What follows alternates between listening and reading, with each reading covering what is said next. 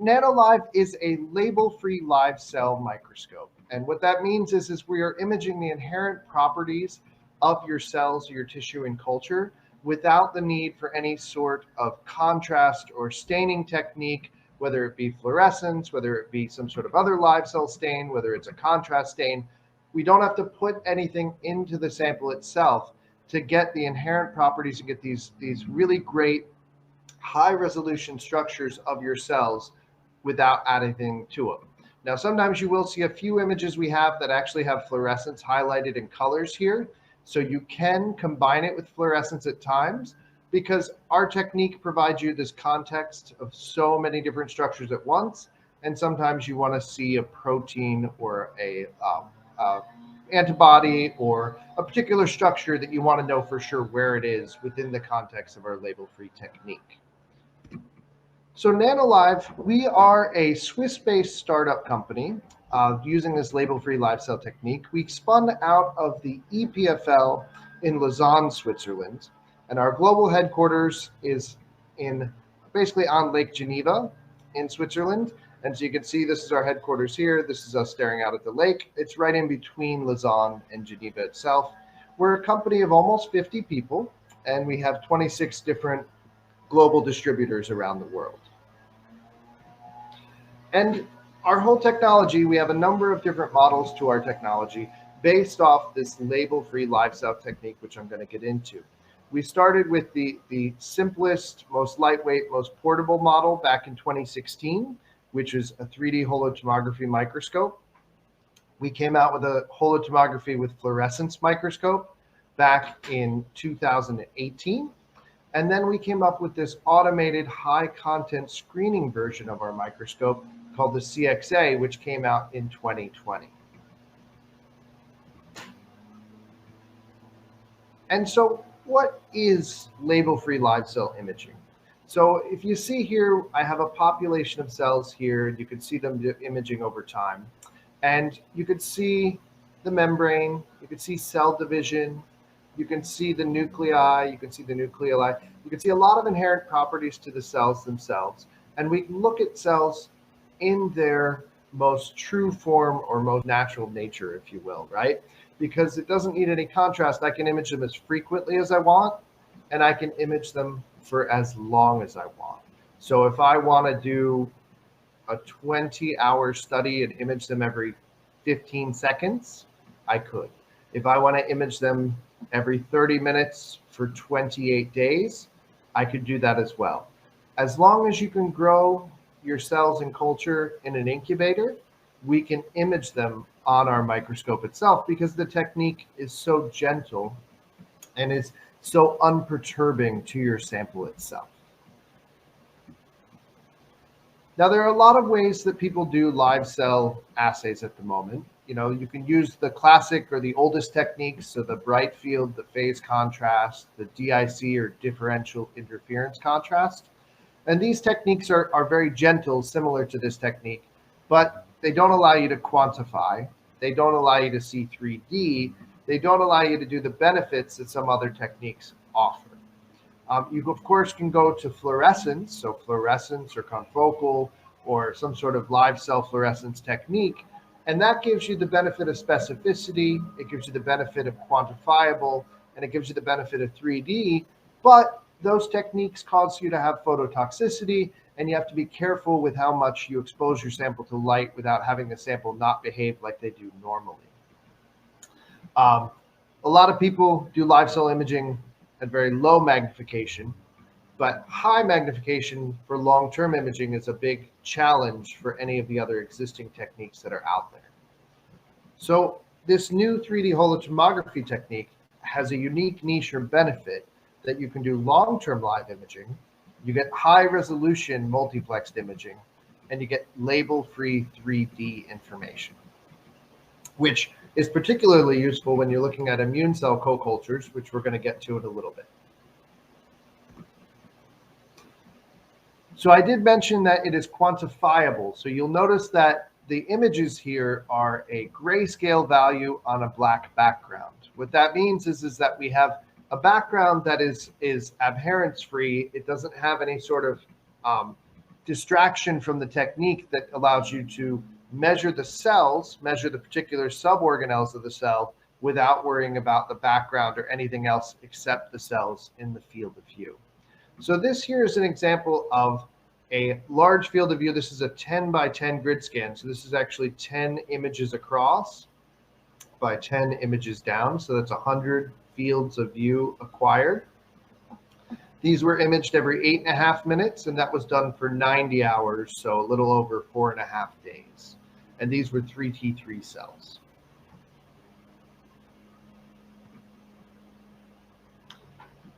Now, I mentioned that this is a high resolution technique. So if you do a lot of microscope work, it's a 60x magnification. Resolution wise, we can resolve structures down to 200 nanometers in the XY resolution, and we can resolve 400 nanometers in the Z resolution. So that's similar to what you'd get on a confocal fluorescence microscope, but without the need for that. We can visualize multiple organelles at once. The technique looks at the refractive index of the structure, which I'm going to explain in just a minute. But if a structure has a unique refractive indices, it shows up here with different levels of size, shape, and morphology or grayscale here. So we give a few examples of things you can see. In this, we're looking at some primary human keratinocytes. And these were imaged every 20 seconds. And these were imaged for about almost 3 hours in a time lapse here. And what we can see is you can see the architecture laid out of almost every structure in a cell you're looking for. So here we have lysosomal recycling. Here we have vacuoles that have formed in the membrane itself for storage or for pooling. You have very nice membrane ruffling. You can see the extensions, the size, the shape. You can see interactions at the surface of the membrane. Here we have the nucleus. The nuclear envelope shows up very nicely in this technique, and also nucleoli.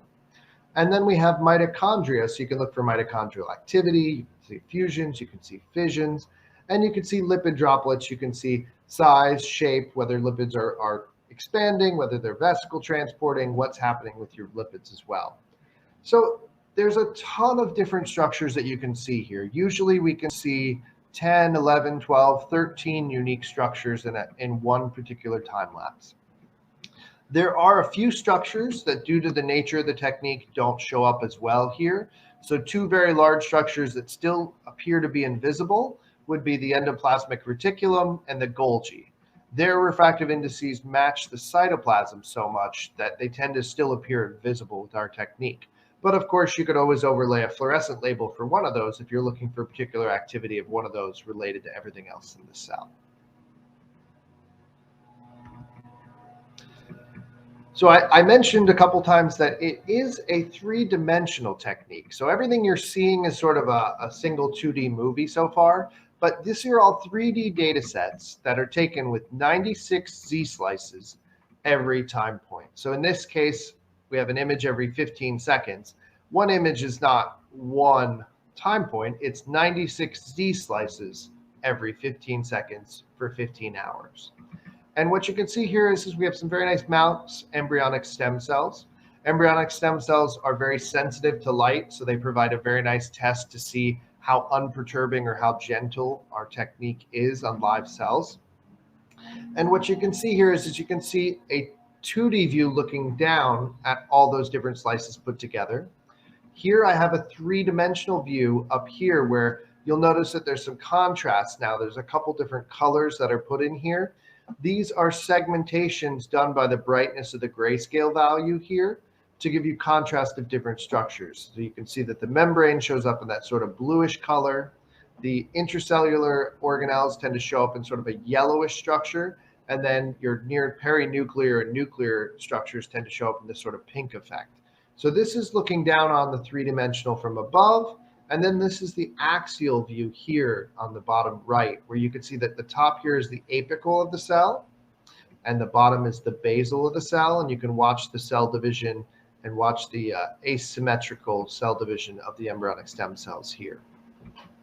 So it captures the cells in their unique behavior and their unique form. We can see activity that we've never been able to observe before because the cells truly don't realize that they're being imaged and observed the way this technique works.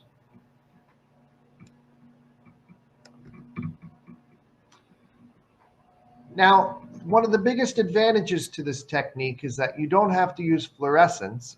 And if you don't have to use fluorescence, you can image much quicker and much longer than you can before.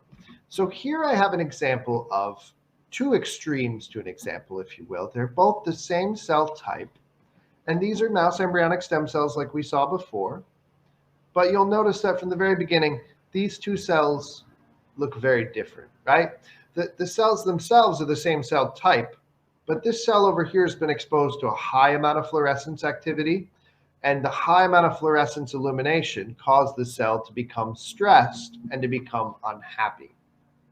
How can we tell the cell has become stressed? The size and shape has changed dramatically from the inherent size and shape. The lipids, which are these small, bright, white, round dots, have increased and clustered and clumped dramatically compared to the lipids over here. Your mitochondria, which looks like a very nice spaghetti network over here that's equally spread out and it's very, very active throughout the time lapse, is still here, but there's less of it. It's not as contiguous and intertwined over here, and it's not as active anymore. So from the very beginning here, you can see that this cell type is severely stressed compared to the native cell environment itself. So we do this not to vilify fluorescence, but just to show the concerns with fluorescence that you want to look at to make sure that you're getting the true behavior of the cells and not the behavior of the experiment that you designed. And the nice part about the NanoLive technology is it's the ultimate control, right? It's the ultimate inherent general behavior of the cell before I did anything to it. The other thing is this is very nice for looking at drugs or genes or anything you're going to change in your cell, because if you change the cell even a little bit, our technique will show you the stress and the change in the distribution that you can't see when you look at just one single fluorescent technique. So the idea is that we can image them often as long as we want, and the behavior stays the same from the very beginning of the experiment to the very end. So 15 hours here continuously. The activity at the end is just as active as it was at the beginning. And over here, towards the middle and the end, it does die. And of course, any microscope could tell you that cell's unhappy. But when we look at these subtle effects at the beginning, you can see that the activity is slower, it's more subtle, there's not nearly as much going on in the cell, and that it's not behaving the way you'd expect it to. So this allows you to look at drugs at lower concentrations than ever before to look for subtle effects and changes. It also allows you to look at lower concentrations or lower or more subtle treatments and see how it's affecting the cell than has ever been able to be done before. Now, I did mention that we can quantify this, so I wanted to just touch a little bit on the sort of metrics of what can I do to study this. Of course, I can look at these beautiful images. I can characterize the behavior. I can describe it. I can go in and individually sort of figure out to trace or track or measure or that sort of thing. But we have done a very elegant process to be able to analyze these automatically in our software to look for individual cell behavior, or to look for population trends of cell behavior across, dozens or up to hundreds of cells at a time. In this case, you're going to see these pre-adipocyte cells here. And as they tend to divide and increase here, they're actually going to get a little bit longer. They're going to get a little more spindly. They're going to increase their confluence in the field of view. And what I have over here is I have some metrics of things that we can take from this label-free technique, right? So I could measure the area, the average area of each cell. I could measure the average compactness, how dense they are versus how elongated they are. Cell extent, how long are the processes on average? Are they stretched? Are they getting longer? Are they getting shorter? I also can look at like perimeter, roughly how long is the whole area around the cells from the outside. But then I have some very unique metrics to our properties of our refractive index imaging that we're doing here. So refractive index imaging is looking at the structure versus the liquid in the background, right? And these levels of grayscale that you see here are all a degree of density of the structure relative to the density of the liquid that the cells are in. And this density goes back to sort of like classic biology. If you took an organic structure and you dried it out, you removed all the water from it and you weighed it, you could get trends of dry mass, right? And so dry mass trends were a very big thing for looking for trends of what's happening in a structure, an organ, a cell, that sort of tissue. You could do the same thing here with this refractive index imaging. There's a very simple calculation to get the total dry mass of a cell and be able to look for trends in the dry mass, where some dry mass increases mean that they're more cytotoxic, some trends in dry mass mean that they're more unhappy or their metabolism is broken down. You can see trends in the dry mass from the inherent just images that we collect. We also have a new technique, which I'll talk a little bit about, called granularity, which looks at the distribution of the density across a cell to see, is it a typical distribution or is it becoming a very abnormal distribution throughout the cell's behavior?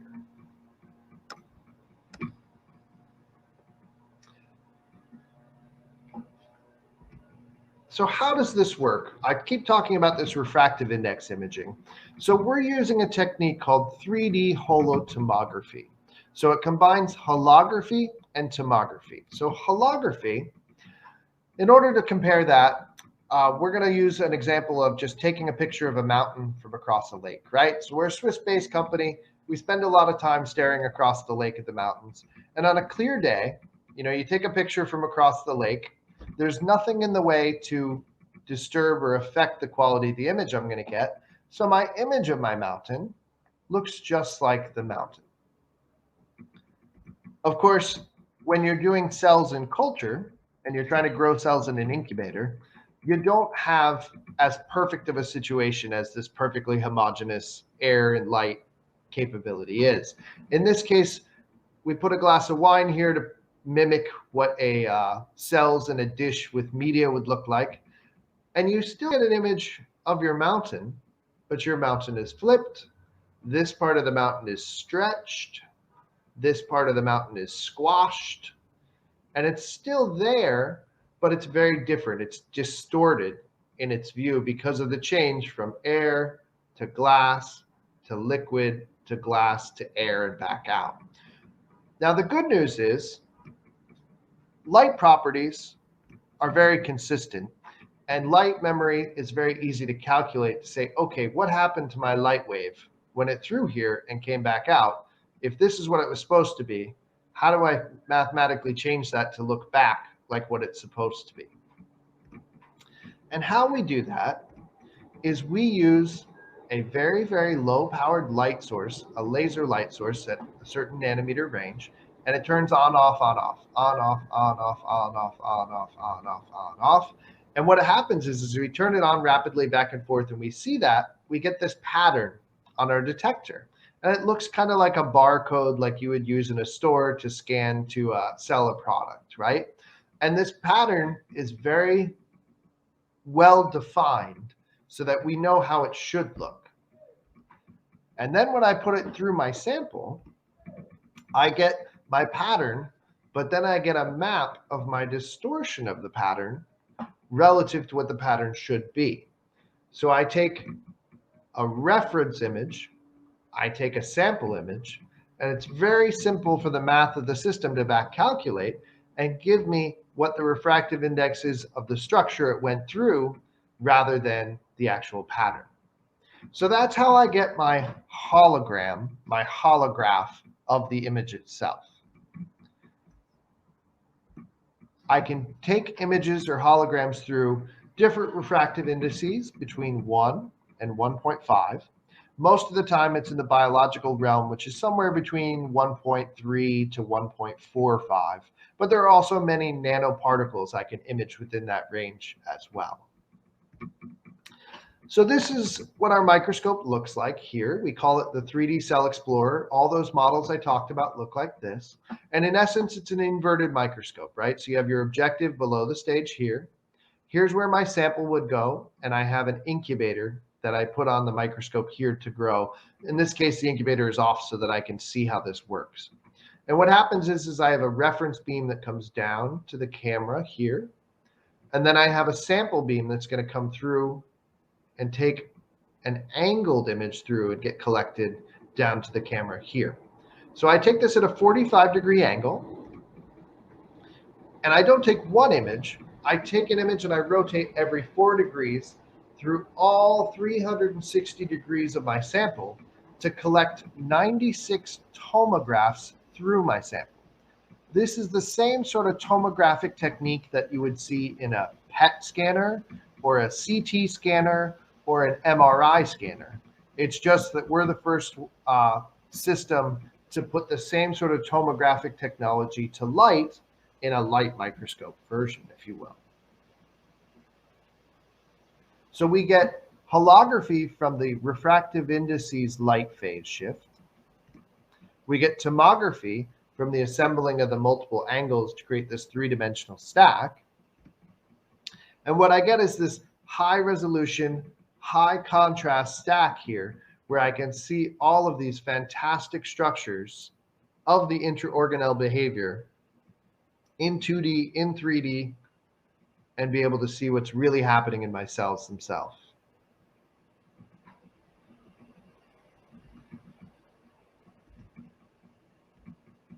So just a quick example of how that's rendered, just to explain that tomography, if you will.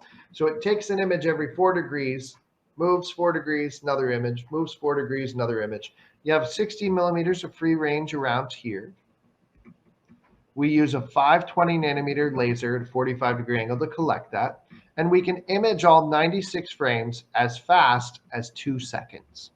The other beauty to that is my sample does not move. I don't need to move my sample up and down to get that 3-dimensional information. My sample just sits there and it images around the sample itself.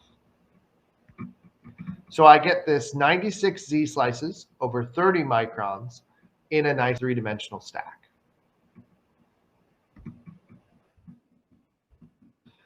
This gives us higher resolution.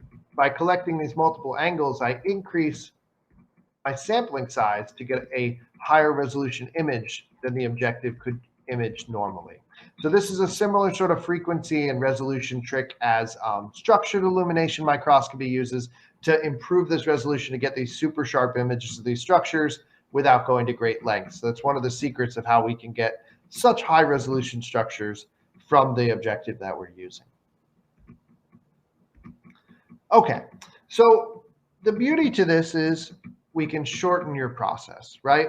So most immunology assays along the way were typically endpoint assays. So that we didn't do a lot of live imaging 10 to 15 years ago. It was really, whether it be blots, whether it be assays, it was always an endpoint assay where you chose what you're going to stain, what you're going to get contrast, what you're going to culture, you're going to look for your response of your drug or treatment, and then you're going to actually go to a spot and then fix it, stain it, and image it. Fairly long process. If you need to look at different time points, say 6 hours, 12 hours, 2 days, 4 days, 6 days, this becomes an iteration where you have a lot of steps along the way.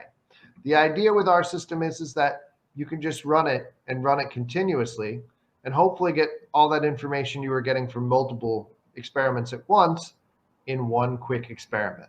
If you want to go back and drill down to something in particular with a stain or a dye, you can, but hopefully we've saved you time at the beginning so that you know what's happening to your sample before you go into the what, when, or why of something happening. So what I've shown you guys so far is we do a lot of population statistics, a lot of population trends. We do a lot of single cell behavior, single cell trends, and we can also do subcellular trends themselves. Now, these cell population studies have all this subcellular data. You just have to pick and analyze different fields of view to know what's happening within that amount of data. It's a tremendous amount of live cell information. I mean, when you first do an experiment like this, the one thing you realize is you could spend 5 to 10 times the analysis time looking at what you've acquired over the acquisition because it's so information rich of what's happening in your experiment itself. So the beauty is there's no artifacts. You increase your quality. It's totally unbiased, and you can get more information quicker. So I wanted to talk a little bit about some of the analysis. So I'm going to introduce a quick talk by my colleague Mathieu in just a minute. And Mathieu is going to explain how we're using this in cultures to look at how you can quantify T cell effects or killer cell effects to see how effective an immunotherapy or a T cell treatment could be. To touch on that, I just wanted to give a little foundation to what we're doing with our analysis and our metrics. So I mentioned that we have an automated system that's designed to do multiple fields of view and to be able to do multi-well plates. It's designed with the thought of using a 96-well plate and being able to choose and set assays and to get statistically meaningful relevant data by saying, okay, if I have 4 different treatments and I want to see what's happening, I should run these in batches of 10 or batches of 12 and get statistically meaningful measurements so that I know what I'm seeing is not just this particular well, but truly is the behavior of all the cells in each well averaged together. So in this case, I had 4 different treatments. They did this in sets of, I think, 8, and they match them, and then they do their analysis. In this case, this is the cell count here. This is how the software looks, and these are the time points down here. But we can also do this in 4-well, 96-well different plate setups.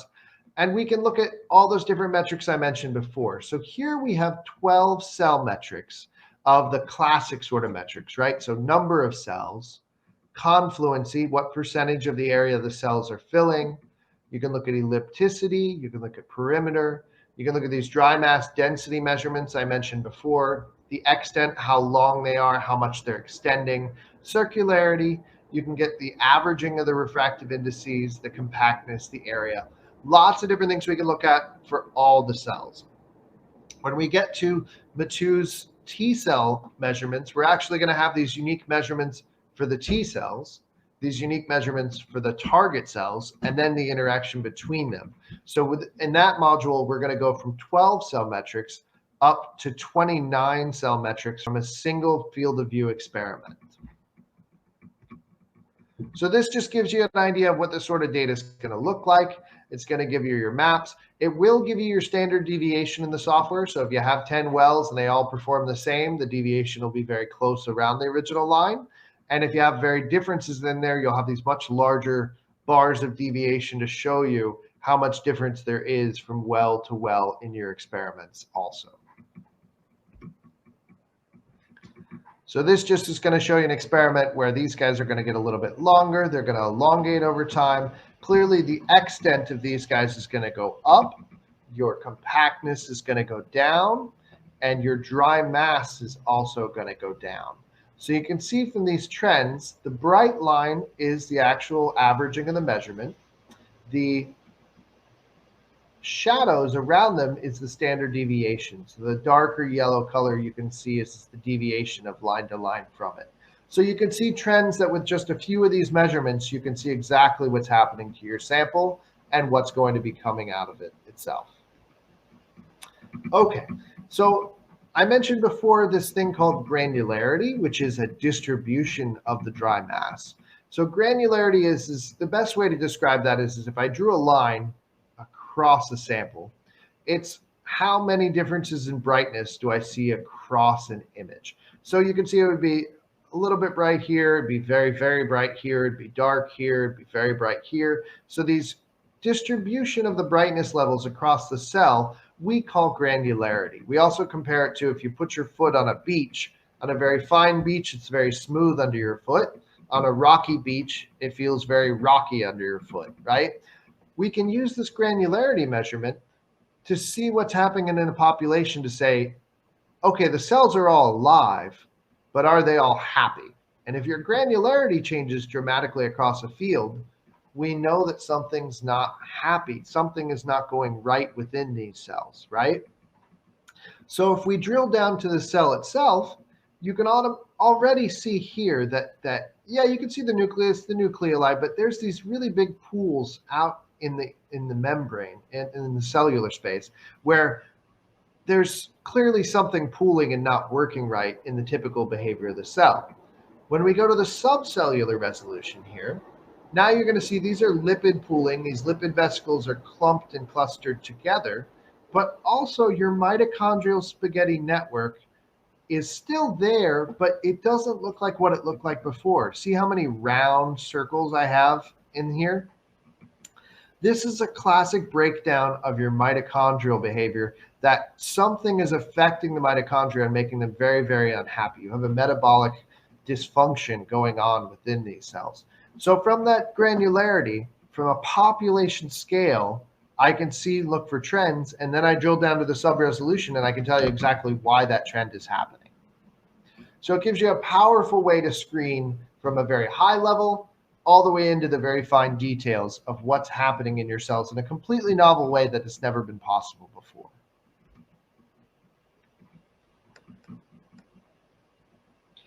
I'm sorry, this one video always turns on the sound. Let me just turn it so that the sound goes off. Sorry about that. I think I woke everybody up.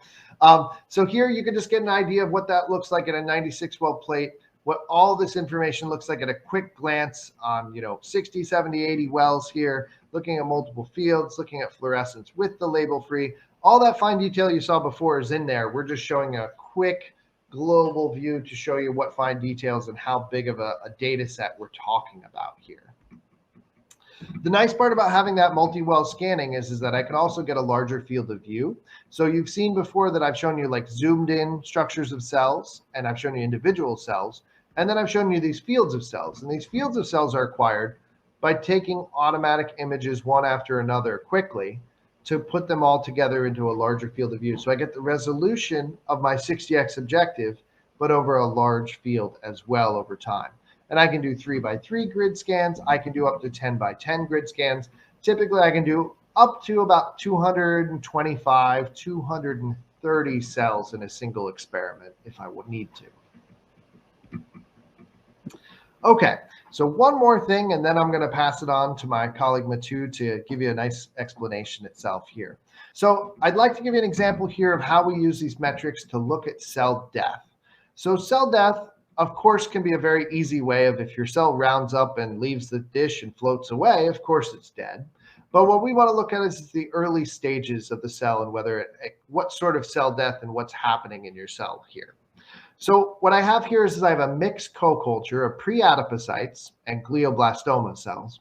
And these co-culture has been acquired at a 5x5 grid scans. That's 1, 2, 3, 4, 5 images across by 5 images down. So that's 25 fields of view. The images are imaged every 2 seconds for 20 hours. And these are exposed to a kinase inhibitor. And a kinase inhibitor here, this cyclin-dependent kinase, is going to inhibit the actual growth and cell division of the cells. And so what we're looking for here is do the cells stop dividing and do they die? So in this case, we're looking to see if they're going to die. And in this case, we have our pre-adipocytes first here. They tend to be long here. They actually get longer once exposed to this kinase inhibitor. And they get a little stressed and eventually they die, but it takes them a while before they die. The glioblastoma cells, these guys get very, very unhappy very quickly, and they cause of cell death happens right away. And what you can see from this dry mass is you can see that in the green, my pre-adipocytes were stressed, but they didn't actually die off, whereas my glioblastoma cells were stressed and died. So they took a nosedive down in dry mass, which means that they were dying. So from a single metric, I can quickly tell you which cells died, how many cells died. I can give you those values from it. Now, in this case, what we're going to do is we're going to look at a different kinase inhibitor. So same co-culture of pre-adipocytes and glioblastoma cells.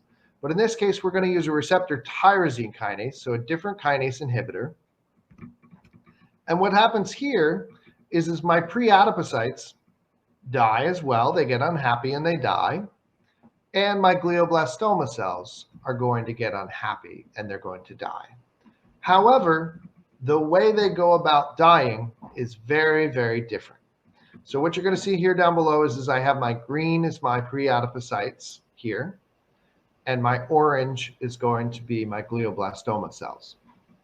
And what you're going to see, I'm going to replay this. My pre-adipocytes go through an apoptosis effect. They get the very classic large ball blebs, and then they round up, and then the dry mass shrinks to nothing.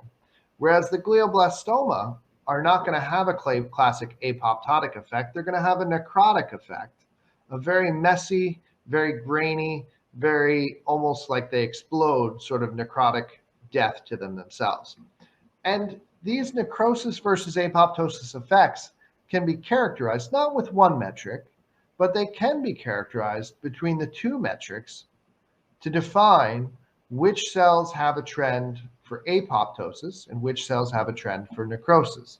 And so we have a module coming out next quarter, so by the end of this year, where it'll highlight all the cells that underwent apoptosis in the time lapse, and then all the cells with necrosis. It will give you the number of cells, the time they died, when they died, how they died, all in one simple assay that you can report out of this label-free technique very simply. So a few other sort of benefits to this artifact label-free technique before we get to our T-cell killing. Because I can image very quickly and for very long periods of time, it's a fantastic way to look at things that may happen over days or weeks at a time, because I'm not worried about the imaging technique disturbing the cells in any way. In this case, I have two examples of stem cell differentiation, where these stem cells turn into neurons. And over on the right here, these stem cells are going to turn into osteocytes for bone. So differentiation studies, whether it be 7 days, 14 days, 21 days, I can image them every hour, every 3 hours, every 4 hours, or I can image them every 20 seconds for, 28 days. It would just be a really big data set, depending on what you're trying to capture. So it's a great way of monitoring and pulling things out from it. But I think what we're all here to talk about here at Immuno is about T cells and T cell behavior. So we found that this is a fantastic technique for studying T cell behavior, because typically in a co-culture, you have your target cells and you have your immune cells. And if you wanted to do an experiment like this, in fluorescence, you'd have to target your target cell. You'd have to have a dye for your immune cells. Maybe you have 2 or 3 dyes for different immune cells. And then you'd have to have a dye for some sort of effect or response you want to see, whether it's death, whether it's a certain mechanism, whether it's drug delivery. You'd need 5, 6, 7, 8, 9 different colors to look at all of that. Well, with our technique, we can monitor everything at once without needing all those different labels, right? So in here, you're going to have your target cells, and then you're going to have your immune cells. And what you can see here is your target cells are a very different shape and size than your immune cells. Your immune cells tend to be smaller. They tend to be rounder, depending on which cell type you're looking for. And I can train the software to look for the immune cells swimming around versus the target cells that, if they're adherent, of course, are static on the bottom, or if they're non-adherent cells, they tend to float pretty statically at one position or another. So this is a field of view, and you can see that activity happen quite aggressively over here on the left. So here's a target cell here. Here's a T cell here. Here's another T cell over here. And you can watch the behavior, and then they killed that target cell really quickly right there. On the left here, I have the same sort of data set, but on the left, we've just done what's called a height map pseudo-coloring. Because you remember, we have 96 Z slices here. So we took the software and we told the software that the highest Z slices are going to be in the pinkish range, the red range, and the lowest Z slices are going to be in the blue range. So they're going to be a bluish hue, a deeper blue, the further down they are. So now what I get is I get my 2D movie, but now I can see the height. My pink ones are on top and my blue ones are on bottom. So very easy to see that the blue ones are the target cells and the pink ones are the T cells. And sometimes your T cells are pink and blue because they're actually on the side of the target cell and they're binding on the side of the cell itself. They killed this cell here, this macrophage, and this other macrophage comes over and starts to break down this dead macrophage once the T cells effectively killed it. And they did some lipid scavenging. It sent some lipids over to collect and pool some lipids. And now it's slowly breaking down and just removing all the waste of this macrophage nicely out of the field of view itself. So a really nice T cell killing macrophage and macrophage eating macrophage study going on right here. So when we started to get this data, we got really excited and we're like, this is amazing. It's super exciting to see. You can see what's happening. You can see the response. You can really see what the native state of these things going on is. Can we quantify it? Can we quantify it on a single field of view? Can we do it over a population? Can we do it over multiple wells? Can this be a new T cell characterization assay that can be used to quantify and compare immunotherapies or T cell therapies or effects to know what's happening, how it's happening, and how often things are going on? And so today, timing is very, very coincidental, but nice. Today, we are launching our T-cell assay. We have a big launch on our website for it, and that's what Matt's going to tell us about in just a minute here. So lots of different applications. Co-cultures are one of the most exciting, but there are a lot of things from stem cells, differentiation, from mitosis, mitotic studies, cell division studies, metabolic studies, to neuronal behavior that we can do with this. I'm just going to show you a couple more highlights, and then I'm going to pass it on to Matt real quick. So this is just another co-culture. This one has dendritic cells, macrophages, and T cells. And you can see this guy, this really big guy here is a macrophage. You see your T cells or your classic round ones moving around. Here's some dendritic cells over here.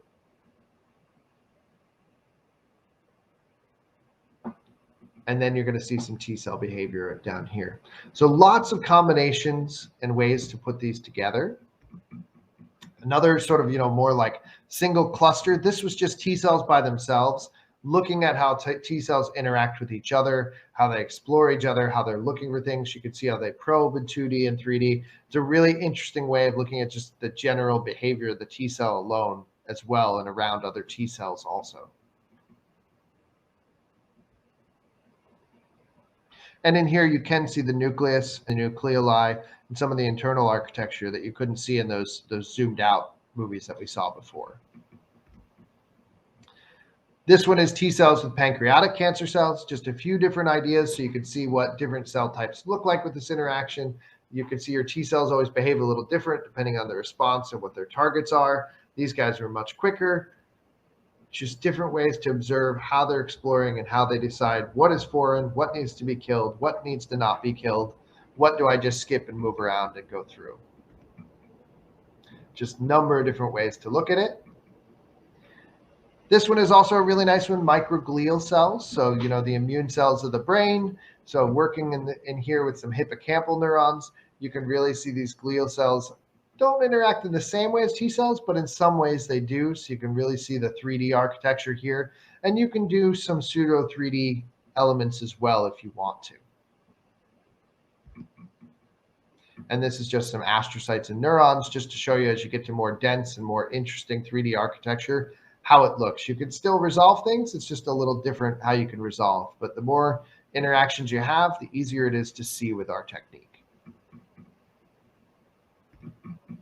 Okay, so with that, in the interest of time, I'm going to skip ahead now, and I'm going to introduce Matu's talk. So let me just switch real quick, and I'm going to put on. So Matu couldn't join us live today, but he was kind enough to record a presentation for us that I'm going to share now. So Matu is the head of our R&D group, and he is the head of our artificial intelligence and quantitative biology group for our label-free technique.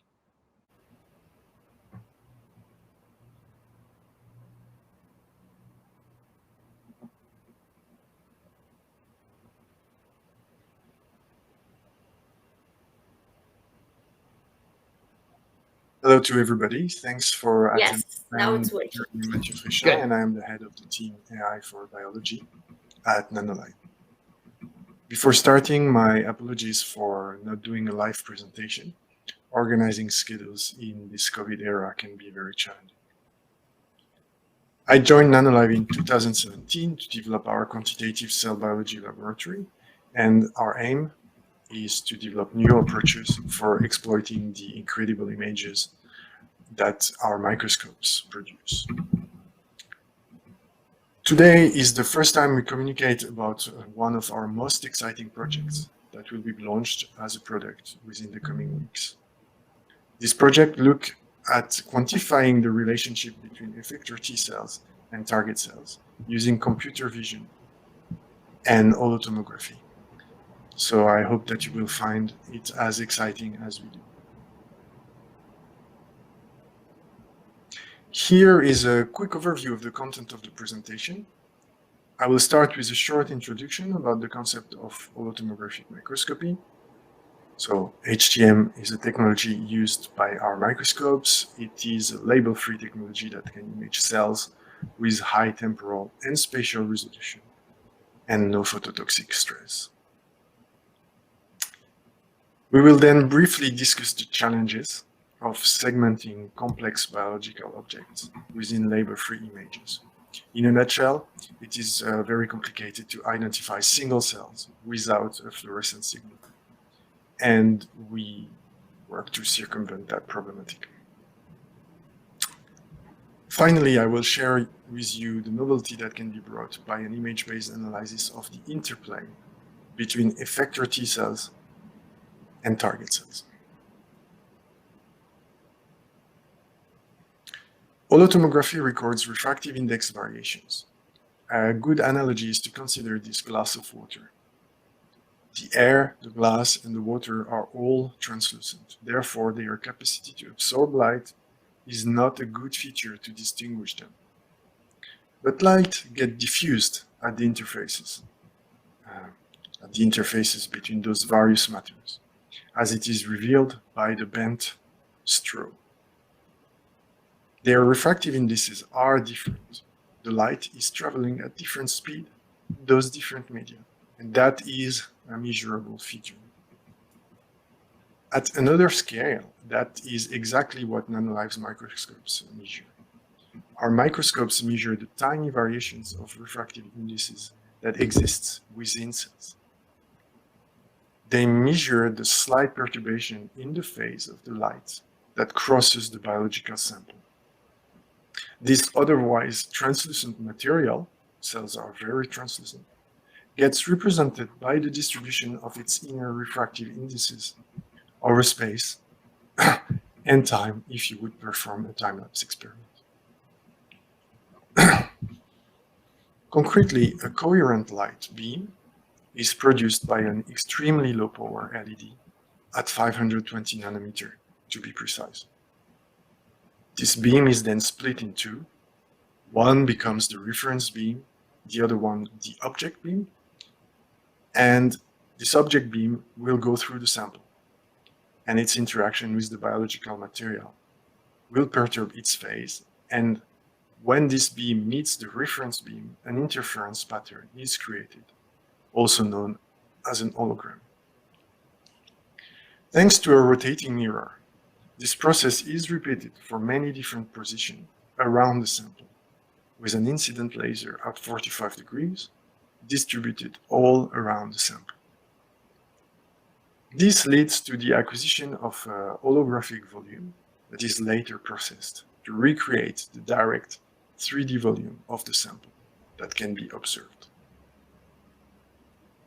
Each frame of the movie that you can see here is simply a projection along the z-axis of the volumes of a time-lapse acquisition, which is much more convenient for display and data management. Such microscopic approach has great advantages: excellent spatial and temporal resolution, no labels or light-induced toxicity.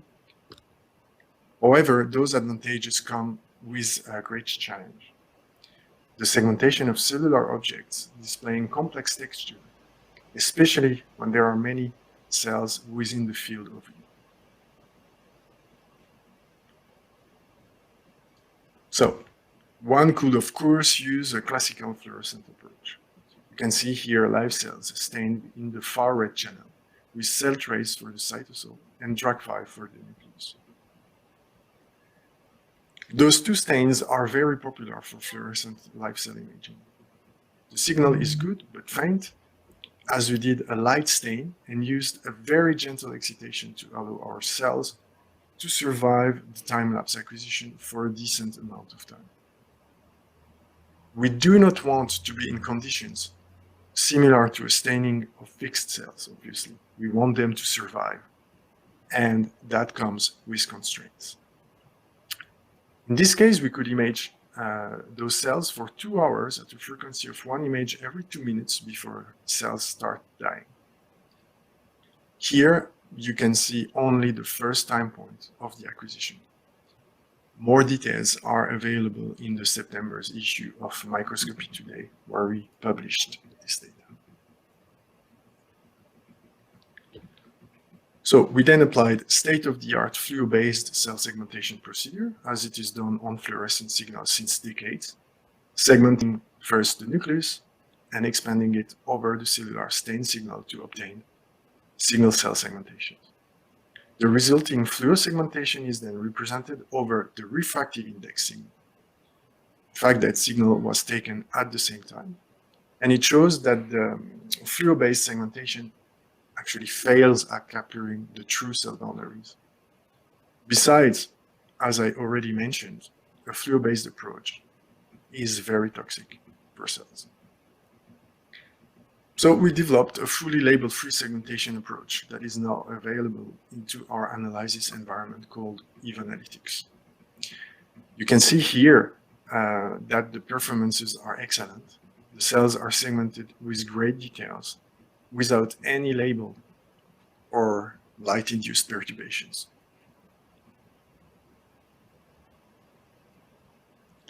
We could demonstrate specifically here over a 4-day time-lapse experiment recorded at a frequency of 1 image every 2 minutes that our segmentation works stably over long periods of time, over large fields of view, and broad variations of cell densities. So basically, it's robust. So the cell type used here are 3T3-derived pre-adipocytes.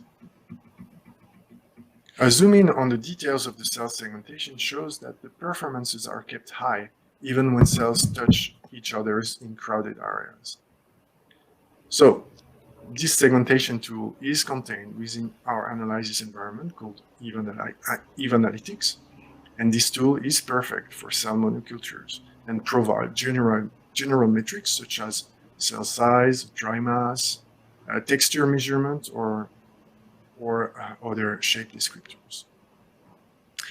But if you would mix two cell lines together, such as effector T cells and their target cells, this tool would be incapable of differentiating them. It would segment the whole cell population as a whole. We therefore worked on a new strategy to rapidly segment effector T cells on one side and target cells on the other. And it is not simply based on a difference in size. For example, we can tell with a certain error rate, of course, that an effector T cell from a small dead rounded target cell. Computer vision today, coupled with the latest machine learning approaches, can be very powerful. In this video, you can observe naive human T cells interacting with macrophages for approximately 30 hours. You can see that T cells, even when overlapping with the target cells, are robustly detected. Our AI-driven detection allows for robust segmentation with no need of model tuning or long setup time. Basically, the user needs to mix his effector T cells with his target cells and immediately start time-lapse imaging. So at the end of the experiment, a single click is enough to launch the analysis, to trigger the segmentation of the effector T cells and of the target cells, and to generate the subsequent metrics calculation. So we propose key metrics to quantify the cell-cell relationship between the effector T cells and the target cells. So let's have a look at another larger data set. So here is the movie of human T cells mixed with colorectal cancer cells treated with bispecifics. The T cell action was observed for 25 hours at a frequency of 1 image every 2 minutes over a field of view of 450 times 450 micrometers. Our T cell action analysis was run, and you can see here the segmentation of T cells in color and of target cells in gray. From those segmentations, key metrics were calculated. I will go through and explain some of the most important of them.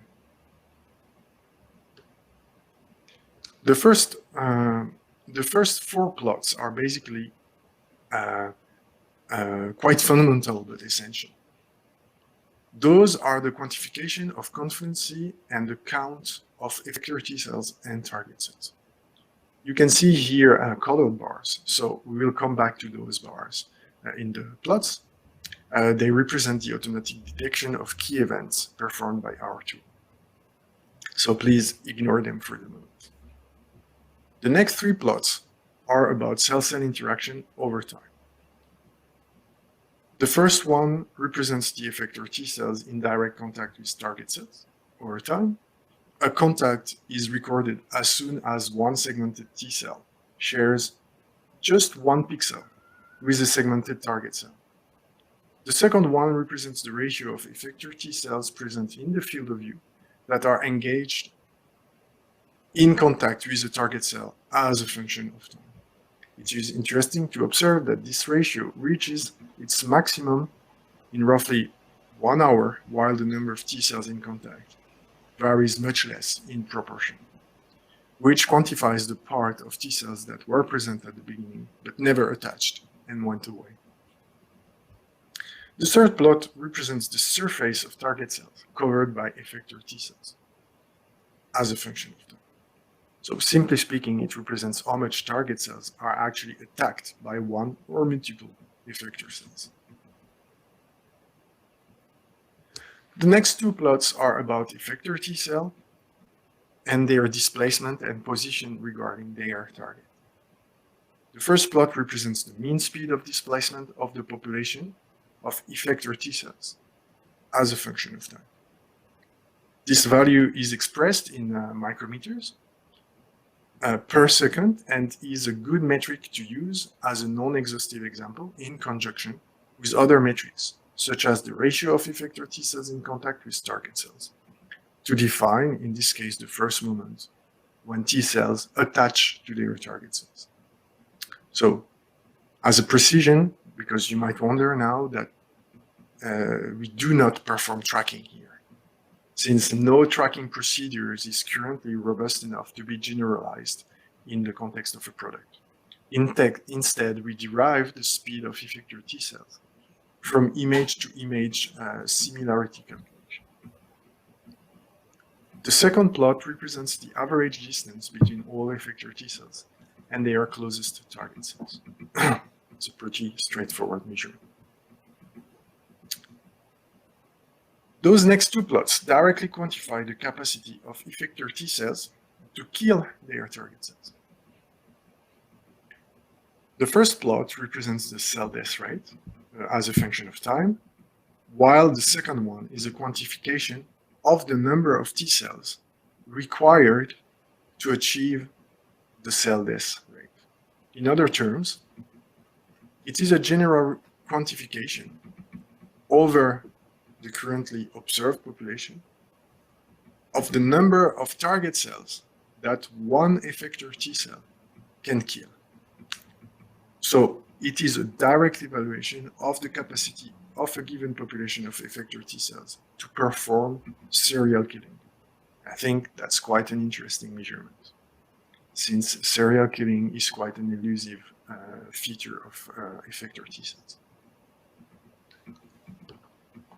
I should finish with going through some of the more regular metrics that we provide in our live T cell assay.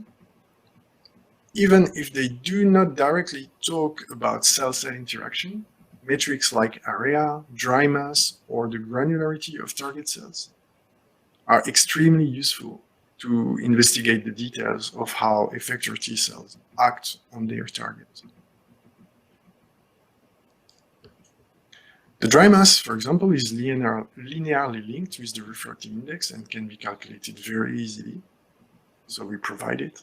It represents the quantity of matter contained in cells, excluding water, obviously. The granularity is a relative value that quantifies how structured is the signal within cells. In other terms, if a cell has a set of clear, well-defined details within its cytosol and nucleus, the granularity will be high. And when the insides of a cell start to change, scramble, granularity drops. Such measure was not very popular with fluorescence images, but will become extremely useful with our label-free imaging that reports complex textures. Granularity is able in a very simple way to report texture complexity, and when target cells start to experience cytotoxic stress, granularity varies as the inside of cells reshape, which announces cell death. So now you might have the feeling that it is a lot of data to deal with, and we agree. We provide a large set of metrics, especially if you are a new user. It is easy to get lost and to not know how to start with the analysis. To guide and help, we developed an automated combinatorial analysis of the produced data under the form of a report that must be used as an indication and not as a written in stone set of values. In a way, we provide a map to navigate the data. To produce such type of semantic analysis, we automatically identify inflection and reversal points within the various time result metrics and propose an interpretation of what is happening probably during the time-lapse experiment. So for this single experiment we just showed, we detected that the first T-cell binding to target cells occur around 22 minutes. The T-cell induced phenotypic effects on target cells are detected at 3 hours. The first killing is detected at 3 hours 18 minutes. And the binding to killing interval is therefore 2 hours and 54 minutes. The T-cell anti-proliferative action is detected around 7 hours and 22 minutes, and this is basically the time that is needed for the T-cells to counteract the proliferative capacity of the cancer cells. We could see that the cell killing goes on for 17 hours, well, actually closer to 18 hours, and that the average number of dead target cells per hour is 11.2, leading to a 79% of total target cells killed in the field of view. So the killing accelerates for 5 hours and 6 minutes, and the fastest killing rate is achieved at 12 hours and 28 minutes. And then the killing goes on decelerating for 12 hours, 12, 13 hours, which can tell something about a potential loss of T-cell efficacy, or it could also be simply due to the fact that T-cells have a harder and harder time finding a target cell to kill, since there are not that many anymore. We could finally evaluate that from the moment the anti-proliferative effect is detected, one T-cell will, on average, manage to kill 4 target cells. So I should repeat that such interpretation is produced for guidance and is only one of many types of analysis that each laboratory using this tool could develop based on the segmentation and raw data we provide.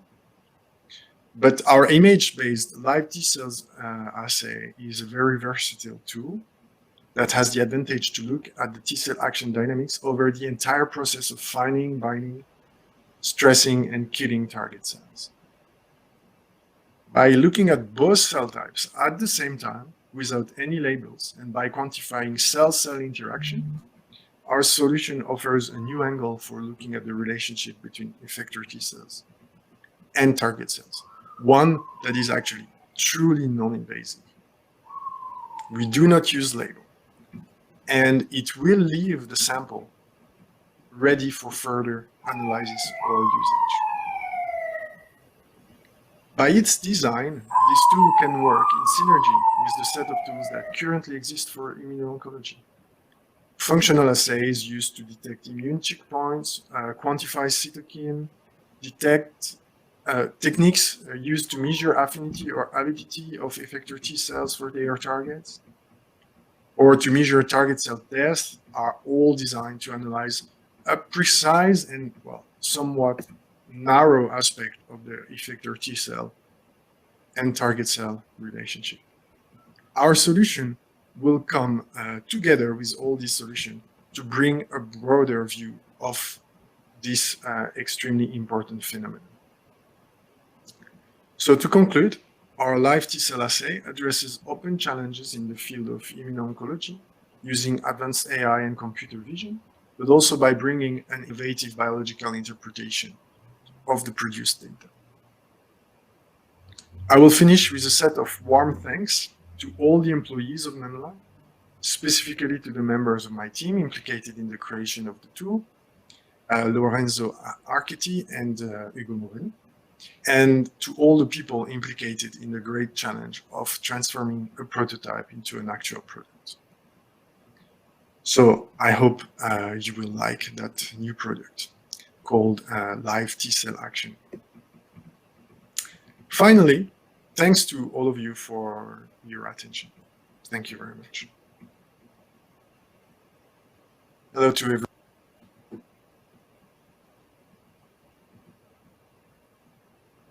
So now we can go to the question and answer session. We have 10 minutes. We have some questions at the chat. I can read to you, Paul. The first one is, what substance is used to obtain the contrast? So the circumstance is the inherent properties of the cell.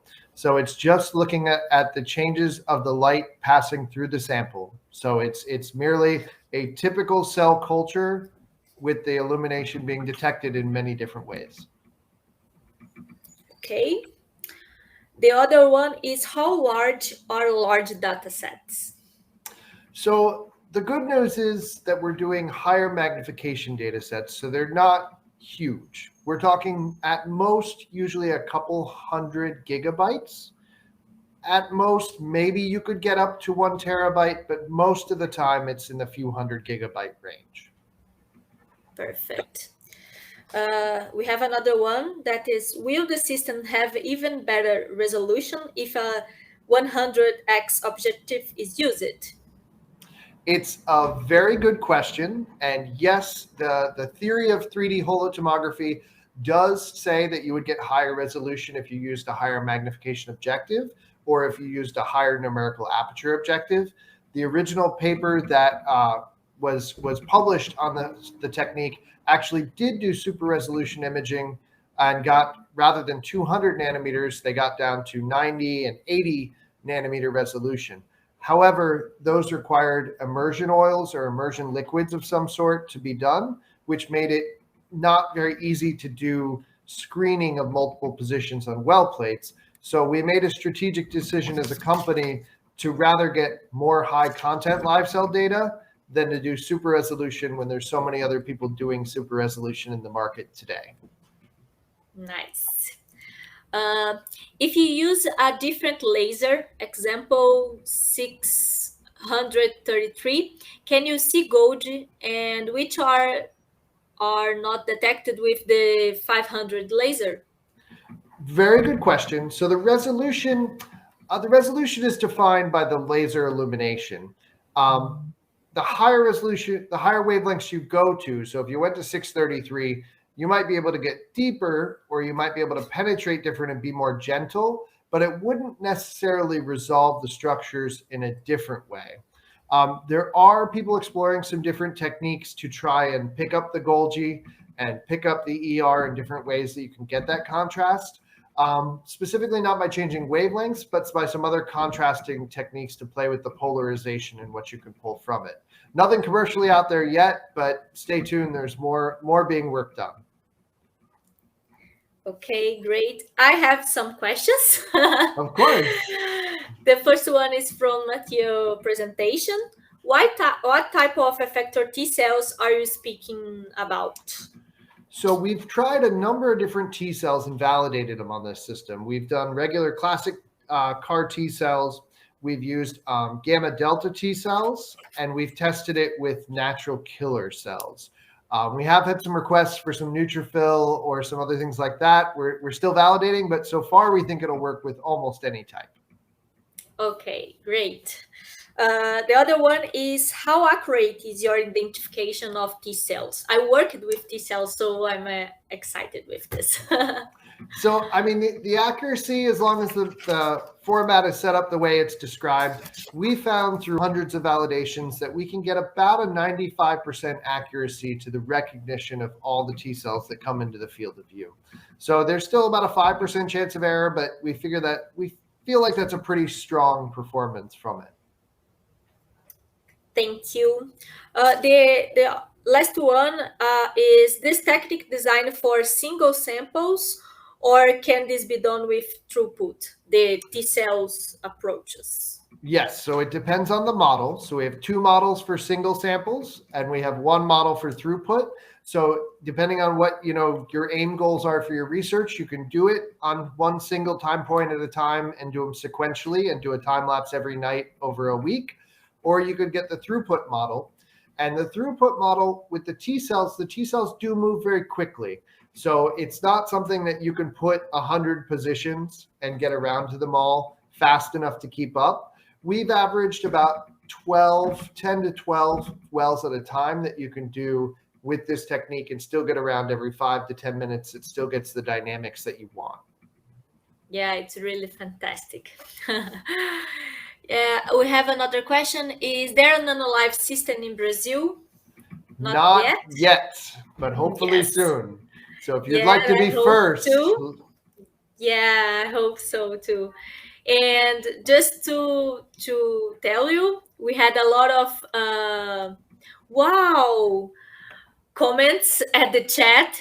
A lot of people sending wonderful presentation. My dream to have this. It's super amazing. So if anyone has any question, we have more few minutes. And if not, I would just like to say thank you for Larissa for hosting us. And I would like to thank all of you guys for giving us the chance to share. It is very exciting to have such a new and novel technique for cell screening. And we greatly appreciate to be able to share it with you and pass on the excitement of this new technology. I love it. And I hope we sell a machine soon to Brazil, because it's really fantastic. Holotomography is a really cool tool for studying cells without markers, keeping the cells alive. So I think it's really great. And for quotes, people can contact me directly. It's larissa.fontes@novanalitica.com.br. And thank you, everyone. Muito obrigada a todo mundo. And thank you, Paul, again for your time and for this great presentation. Thank you. Everyone have a great day. Okay, bye-bye. Bye.